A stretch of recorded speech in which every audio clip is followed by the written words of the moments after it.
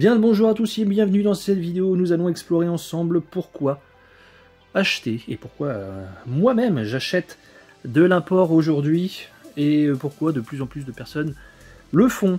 Alors quand je parle d'import, je parle pas forcément d'import avec des titres qui comportent de la VF hein, quand on l'achète chez Zavi ou autre.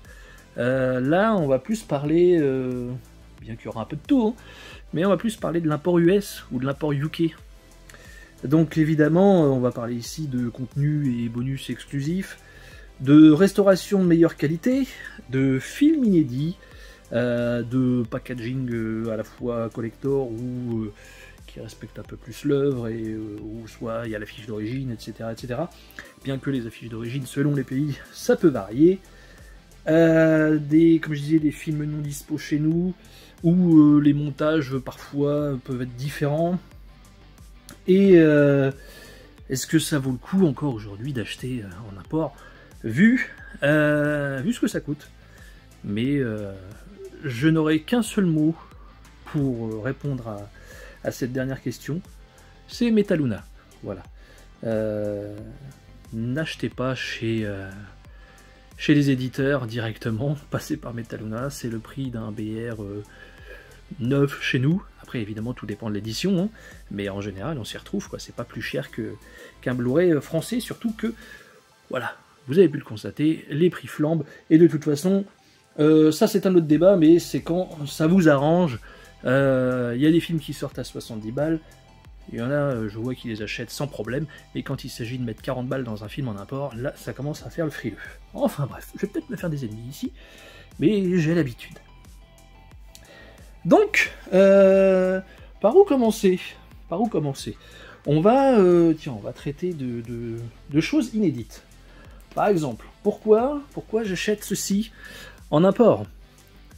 Alors oui, ce film est attendu par beaucoup de personnes. Warner, je sais pas ce qu'ils font, hein. Si ça se saurait, bah ça se saurait. Mais voilà, pas de Blu-ray chez nous. Le DVD qui est sorti il y a 25-30 ans déjà, voilà. Et avec un son de merde en plus. Pour ceux qui aiment la VF, là vous êtes ravis. Vous avez une VF dégueulasse. Et je sais de quoi je parle, je l'avais. Absolument criarde et qui sature dans tous les sens. Voilà. Alors que bah, chez nos Américains, bah, vous pouvez voir que nous avons de la 4K Ultra HD, plus le Blu-ray, plus petite édition sympa, le fourreau qui va bien, l'affiche qui va bien, voilà. Donc je vais pas revenir sur le débat, il n'y a pas de VF, il n'y a pas de VF. Ça, j'ai envie de dire, chacun son problème. Je dis pas que je suis parfaitement bilingue, mais voilà, à un moment donné, moi c'est pas le genre de truc qui va me freiner quand j'achète. Je peux comprendre, hein, il y en a qui sont absolument hermétiques à ça, mais après, voilà, moi je fais selon moi, et moi seul. Et donc voilà, je n'ai plus le DVD pour comparer, évidemment, puisque j'avais déjà à l'époque le Blu-ray import US qui, lui, comportait la VOST. Enfin bon, vous voyez comme quoi, là on parle seulement d'inédit. En plus, vous pouvez voir que au niveau du contenu ici, il y a ce qu'il faut, n'est-ce pas? Donc ça c'est un petit exemple, hein, juste pour parler de films non disponibles chez nous, mais il y a aussi du documentaire. Et en documentaire, il y a par exemple ceci. Donc c'est un exemple comme beaucoup d'autres. J'achète évidemment pas tous les documentaires qui sortent, ça n'aurait aucun sens. Je prends évidemment ce qui me plaît. Robodoc, pardon, The Creation of Robocop. Donc là, on est sur de l'import UK, c'est sorti aussi aux States. Bon, chez nous, personne n'en a voulu. Je pense que ça aurait pu se vendre. Après, oui, évidemment, il faut acheter les droits, il faut créer les sous-titres, parce que ça n'existe pas. Enfin bref. Ceci étant, c'est un putain de documentaire qui dure un peu plus de 4 heures, il me semble, si on prend tous les bonus, etc. C'est vraiment une bible d'infos. Et voilà, il est hors de question que parce que c'est pas dispo chez nous, que je me prive de ça en fait. Voilà, donc ça encore une fois, c'est de l'inédit et ça verra probablement jamais les jours chez nous. On va rester sur le Robocop. Voilà ce que nous avons aujourd'hui pour Robocop. Il y a un steelbook aussi qui existe, mais là on va rester là-dessus, c'est pas grave. Hein. Au pire, vous avez un steelbook absolument moche qui respecte comme ici absolument pas la typographie. Bon, il y avait du contenu parce que le coffret DVD lui contenait déjà pas mal de bonus. Donc ici ça va, on reprend quand même une bonne partie des bonus. Voilà, Blu-ray simple. Bon, on s'en contente, hein, de toute façon on n'a pas le choix. Sorti, il y a déjà... je pense que ça fait quand même quelques années. Peut-être pas beaucoup, hein, 2, 3, 4, j'en sais rien. Mais voilà. Sorti chez Arrow, du 4K Ultra HD. Alors il y a nos amis de chez ESC qui nous ont teasé la sortie d'un 4K Robocop. Il y a de ça... Ouh là là, je sais plus. Mais en tout cas, laisse tomber. Comme bien souvent, ça tease des choses, mais ça va pas au bout des projets. Après, je leur jette pas la pierre, hein, je suis le premier à acheter chez eux. En tout cas, pas le dernier. Et voilà, donc chez Arrow, vous avez quand même ce qu'il faut. Donc au-delà de l'édition, hein, qui elle est plutôt sympa, donc fourré cartonné rigide, voilà, à côté de ça, même à côté d'un steelbook, hein, je préfère 1000 fois ça qu'un steelbook. Donc avec boîtier 4K, la jaquette qui va bien, parce que, encore une fois, il y a le steelbook qui est sorti comme ça chez Arrow. Vous voyez, le steelbook est sorti chez Arrow avec ce visuel-là, et tout le monde s'est jeté dessus. Voilà, à juste titre, hein. Mais pourtant, il n'y avait pas de VF. Mais juste pour le boîtier, voilà, encore une fois, c'est quand ça vous arrange, entre guillemets. Parce que, voilà, je sais qu'il y en a qui vont pas acheter ceci ou cela parce qu'il n'y a pas la VF. Oui, mais t'as bien acheté le steelbook de Robocop, mais il n'y avait pas la VF quand même. Tu vois? Mais on dit, oui, mais c'est pas pareil, je mets mon disque français dedans. Fais ce que tu veux, je ne te juge point. Juste, il faut être... faut rester droit dans ses pompes. Donc, au-delà de ça, encore une fois, il y a la dose de bonus inédits, parce que là, on tourne évidemment des bonus du DVD, hein, ça n'a rien réinventé. Donc voilà, ici le Master 4K, l'édition qui va bien. Vous avez le petit livret, vous avez le poster, vous avez à l'intérieur, je crois, des photos. Hop, photos, un petit sticker. Voilà. Donc chez nous, encore un train de retard concernant ce titre-là. Et voilà. Donc pourquoi me priverais-je d'un Master 4K, d'un de mes films de SF préférés, quand je peux en avoir un? De toute façon, je le connais tellement par cœur que... VF, pas VF, c'est bon, ça passe quand même. On va rester chez Arrow, avec un autre titre inédit chez eux en 4K. Et là, ça compile pas mal de choses que j'aime. Hein.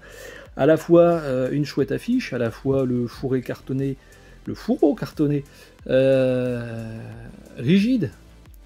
Donc ici, clairement, l'excuse de ne pas avoir de VF, faut pas déconner, hein, pour ce que ça parle. Arrêtez un peu les gars. Bon, là j'ai remis le même visuel parce que le visuel alterne... je crois que... je sais plus s'il y en a un. En tout cas, il était pas beau. Bref. Donc, le même concept. Hein. Livret, poster, carte, tout ça. Et voilà. Une masse de bonus. Laisse tomber. Voilà. Chez nous, clairement, on l'aura jamais ça. Et il y a pas mal de choses qui tombent. Donc, chouette édition. Pendant que chez nous, qu'est-ce que nous avons? Nous avons un magnifique steelbook au-delà d'un amarré.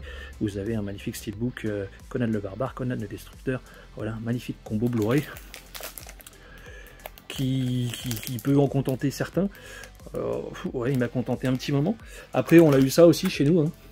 Donc là, on est sur du Metal Pack. Bon, le visuel est cool, il y avait un peu de relief ici. Mais ça fait des années qu'on est sur le BR. Et ici, on est passé au 4K depuis déjà bien quelques mois. Voilà, donc ça, c'est fait. On va rester un peu chez Arrow avec Exorcist 2, The Heretic. Alors, comment on ne sait pas déjà me parler du film, moi je l'aime bien, c'est mon problème. Voilà. Donc, c'était déjà sorti en BR il y a bien des années en import. Hein. Bon, je parle même pas de cette édition-là. Et seulement il y a quelques mois, est sorti chez nous. J'ai plus que la jaquette, hein, le Blu-ray français, je l'ai conservé quand même dedans. Histoire de. Mais voilà, chez nous on a eu ça, qui est sorti il n'y a pas très longtemps à 15 balles. Après t'en as pour ton argent. Qu'est-ce qu'il y avait dedans? Là on va parler contenu, hein, vraiment comparer contenu Blu-ray français, Blu-ray UK. Nous avions la scène d'exposition alternative. Voilà. Grande générosité. Outre le fait de le sortir vraiment, mais vraiment, hein, au moins 15 ans après les autres, et ben on se fout de la gueule niveau bonus. Alors que là, encore une fois, vous pouvez voir que vous avez des nouveaux commentaires audio, nouveaux docs, tout ce que tu veux, des archives audio, archives d'interview, plein de choses. Je prends pas trop le temps de lire parce que voilà, vous avez petit fourreau, la jaquette, on reprend ici la même, bien qu'il y en a que ça dérange ça apparemment. Bon, je m'en fous.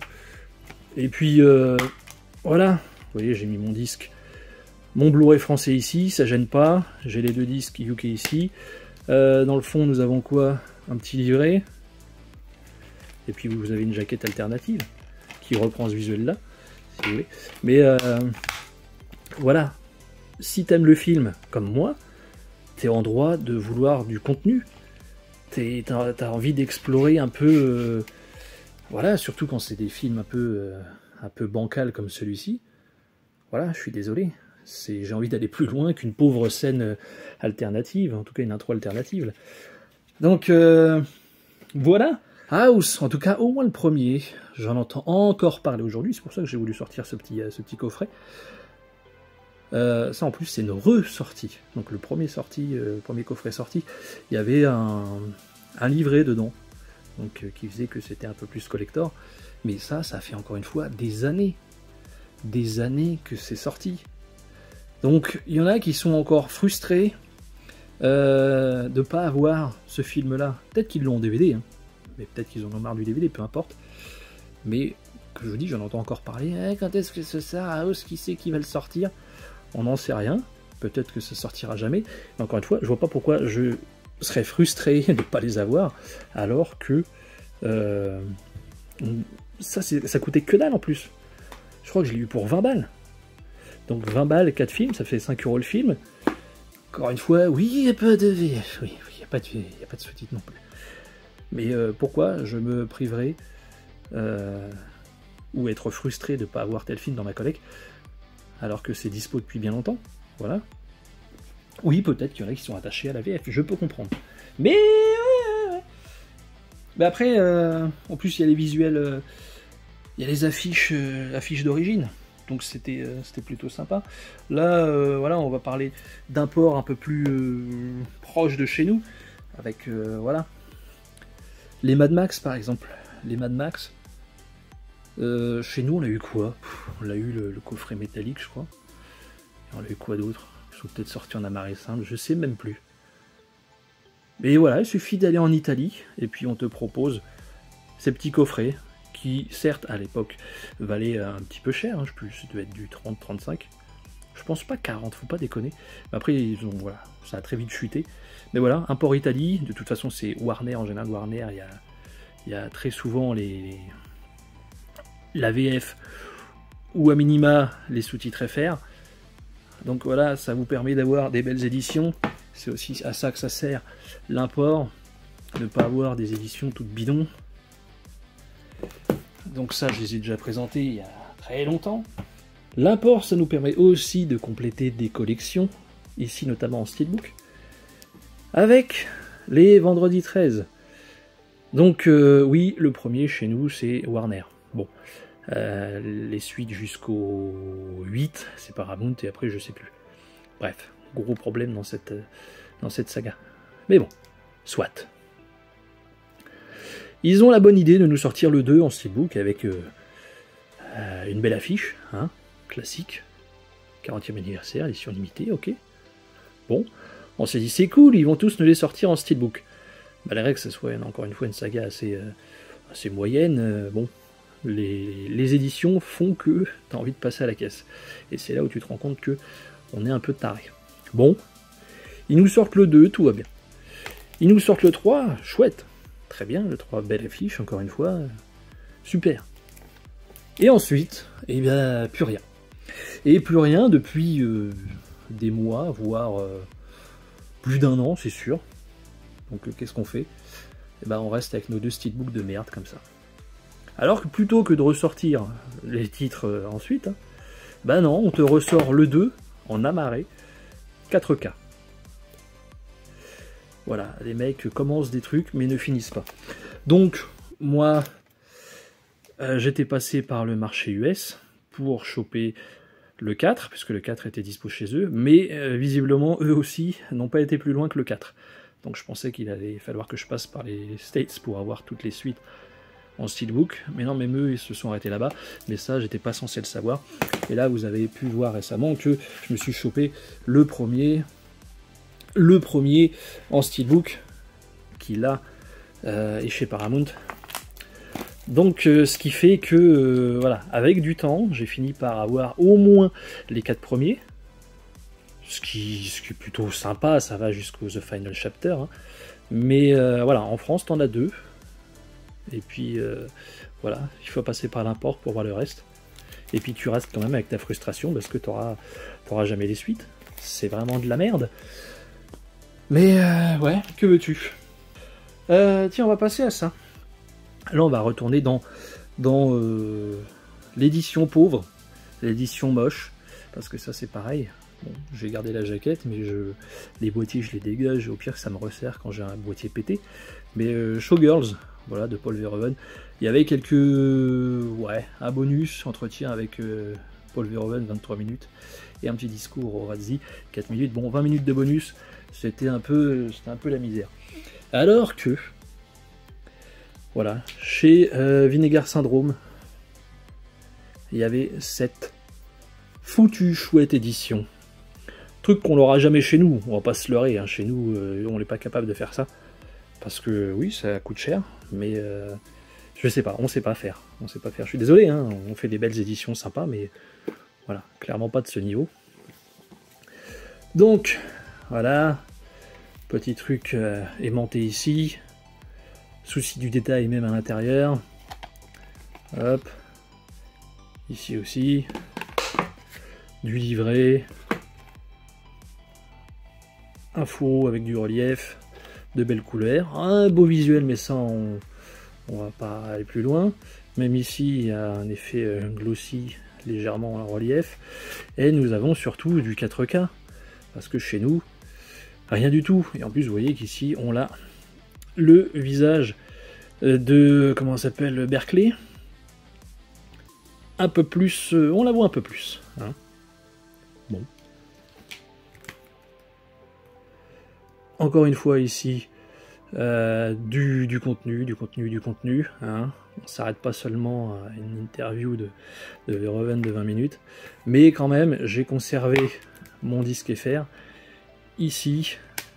Mais on conserve le reste aussi. Donc voilà, c'est pas parce que j'achète en import que je fais l'impasse sur autre chose. Et en tout cas, c'est pas pour ça que je les dégage. Donc je pense que les deux peuvent cohabiter, évidemment. Ça, c'est évidemment pour moi une évidence. Mais bon, tout le monde n'est pas d'accord là-dessus. Après, vous faites comme vous voulez, je force personne.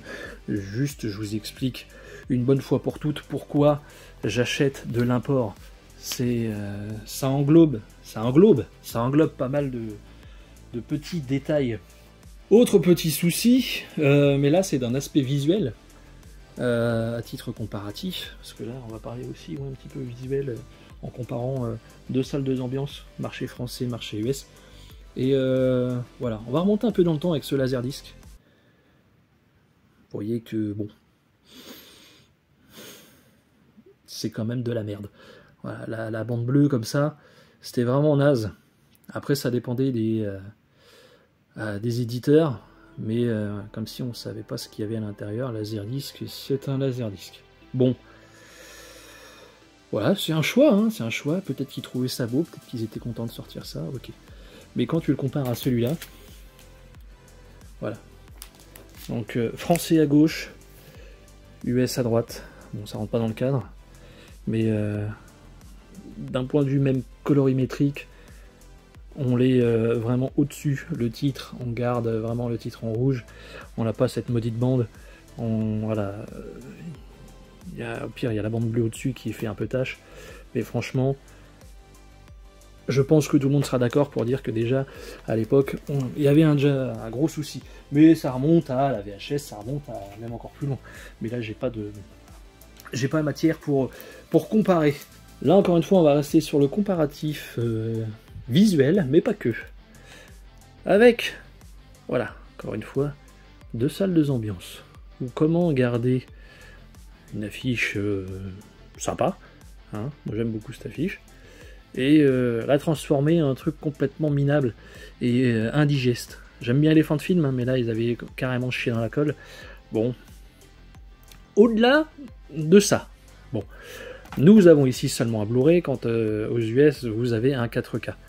Bon, le 4K du village est sorti il n'y a pas très longtemps, peut-être qu'en France ils vont se réveiller un jour, on ne sait pas. En plus de ça, il y a un problème de format d'image pendant au moins les 5 premières minutes. Ça rajoute de la merde sur ce dossier qui est déjà bien pourri. Qu'est-ce que nous avons d'autre? Bah je sais plus, mais en tout cas ici ça me permet aussi de parler d'un niveau de la qualité d'image, de la restauration des films, de la restauration 4K. On est totalement au-dessus avec Criterion, avec Shout, avec Arrow. Je suis désolé, quand les éditeurs ne reprennent pas les masters de ces éditeurs-là, quand je parle d'éditeurs français, ne reprennent pas des masters US, je suis désolé, on n'est pas à la hauteur. Je vais peut-être me faire insulter, hein, mais c'est comme ça. On n'est pas à la hauteur d'un Shout, par exemple. Parce que là, c'est pour moi le haut du panier. Donc, certes, l'image, ça peut venir en second, comparé au son, tu vois. Mais même au niveau du son, bon, là-dessus, je sais même plus ce qu'on a. On doit avoir du 2.0. Voilà, je l'ai sous les yeux. Nous avons du 2.0. C'est du DTS HD, hein, mais c'est du 2.0. Ici, nous avons DTS HD Master Audio 5.1 Surround. Bon, on n'est pas sur de l'Atmos, mais quand même, hein, c'est quand même au-dessus. Bon, à côté de ça, vous avez certes le nouveau transfert 4K, encore une fois, des tas de bonus inédits, hein. Mais quand tu compares au Blu-ray français, le film par Stéphane du Mesnido, interview canapé, bande-annonce d'époque, est dans la même collection et inclut quand même un petit livret quand même. Mais voilà, interview canapé qui coûte 24 €, plus 2 tickets resto et un kebab, une bande-annonce et c'est tout. Et ici, nous avons tout ça. Alors, je sais que ça a un coût, je sais que les éditeurs français ne peuvent pas se permettre quand ils sortent, en tout cas quand c'est des petits éditeurs, hein, je sais qu'ils ne peuvent pas payer Shout quand ils veulent les vendre, les bonus pour les coller sur leur édition, parce que tout ça, ça a un coût et c'est pas viable financièrement, etc., etc. Bref. Je leur jette pas la pierre, seulement qu'on me jette pas la pierre si j'achète de l'import pour avoir, je vais pas dire le support ultime, mais en tout cas le support qui me permet d'apprécier un film à la hauteur qu'il le mérite. Bon, là on est sur le village des damnés, faut pas déconner non plus. Mais en tout cas, voilà, j'ai un confort de son, j'ai un confort d'image et j'ai un confort de bonus. Voilà. Voilà pourquoi j'achète de l'import. En plus de tout ça, du visuel qui va bien, et puis voilà, plein de belles éditions. Décidément, on va rester un petit peu dans le Carpenter, avec encore une fois un autre cas d'école, puisque si j'ai pris Vampire en 4K Ultra HD, qui est encore une fois chez Shout, et encore une fois un master, c'est une tuerie, hein, clairement. d'un point de vue son, d'un point de vue image, voilà. Je sais pas si on arrivera à ce niveau-là un jour, en tout cas sur ce film-là, hein. Mais voilà. Chez nous, Blu-ray défectueux, comment on fait? Eh bien, il y en a qui passent par les bootleggers. Ce que je peux comprendre, tu peux avoir cette frustration, mais quelque part, c'est pas, on devrait pas en arriver là en fait. On ne devrait pas en arriver là. Donc, comment faire? Je sais pas. C'était chez M6, et puis M6, bah voilà, ils ont pas, je sais pas s'ils ont toujours les droits, mais en tout cas, ils ont pas l'air décidé de nous ressortir ça, parce que ça reste un petit film sympathique. Et il y en a plein des comme ça, des petits films sympathiques qui soit sont pas disponibles, soit sont défectueux, soit voilà, plein de choses, ou soit censurés. Et donc on te sort des versions uncut en bootleg. Bon, mais voilà. Donc je l'ai pris ici parce que j'aime le film, parce que encore une fois il y a du contenu inédit, plein de choses, et voilà, plein de comment dire, de belles bandes sonores, plein de bonus, plein de pas de sous-titres FR, et voilà, du DTSH des Master Audio en 5.1. Est-ce que nous avons du Dolby Vision? Normalement oui. Oui, nous avons du Dolby Vision en plus. Et puis voilà, donc ça fait plein d'arguments qui font que je suis passé à la caisse US. Mais voilà, j'achète quand même français. Je suis pas en train de dire qu'il faut acheter tous ces films en import, ce serait complètement débile. Seulement, voilà, ici je pense que je vous ai à peu près tout dit du comment, du pourquoi j'achète en import. Je pensais ne pas avoir à me justifier, mais bon, quand je regarde les commentaires, quand je présente ça, ça ou ça, c'est toujours les mêmes arguments que je peux comprendre qui ressortent, mais ouais, ça devient lassant.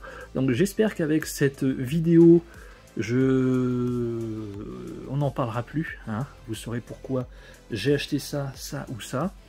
Et puis voilà, portez-vous bien, achetez du Blu-ray, peu importe dans n'importe quel pays, mais continuez à vous faire plaisir. Lâchez un petit commentaire sur cette vidéo, sous cette vidéo, voilà, dites ce qui vous passe par la tête, on en discute, lâchez un petit pouce de soutien, et moi je vous dis à plus, ciao tout le monde.